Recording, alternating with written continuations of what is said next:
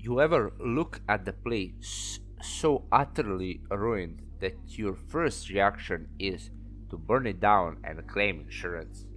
Well, welcome to low budget repairs, where instead of running away, we grab a broom and pretend we are certified professionals.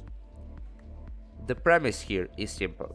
You buy or take over complete slum apartments, patch them up with absolute bare minimum, and try to flip them or hand them back without getting sued. And honestly, within the first 10 minutes, I realized this isn't just a simulator, it's a test of how far you can push cutting corners before it all collapses. Now, normal people might actually want to renovate a room nicely, but in low budget repairs, speed and profit margins are the name of the game. Why buy expensive tiles when cheap wallpaper covers the mold just as well? If the pipe leaks, just wrap enough tape around it until the game UI turns green. The game's humor shines the most here. It doesn't take itself seriously at all.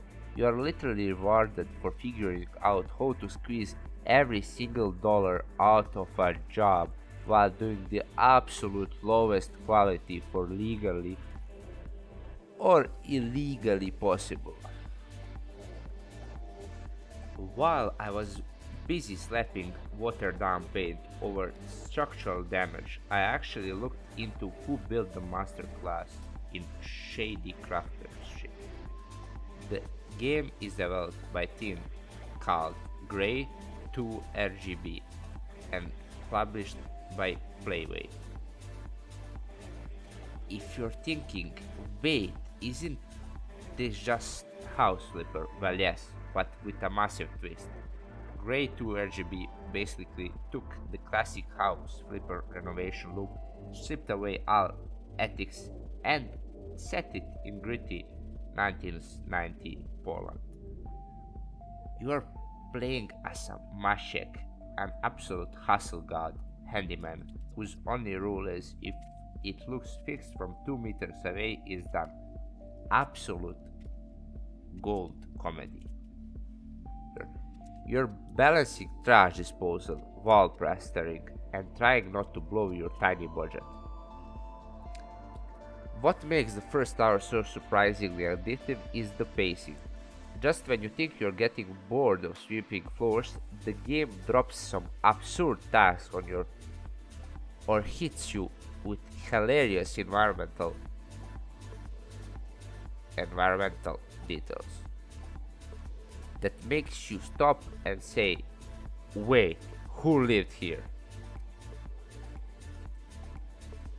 Even though it calls itself low budget, the gameplay loop is shockingly satisfying. Seeing a room go from an absolute biohazard to a clean, or at least looks clean, space gives you that weird dopamine hit that only sim games can deliver.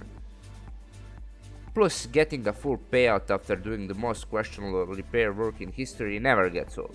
You leave the apartment knowing full well that paint is peeling off in 3 days, but hey, the cash in the bank.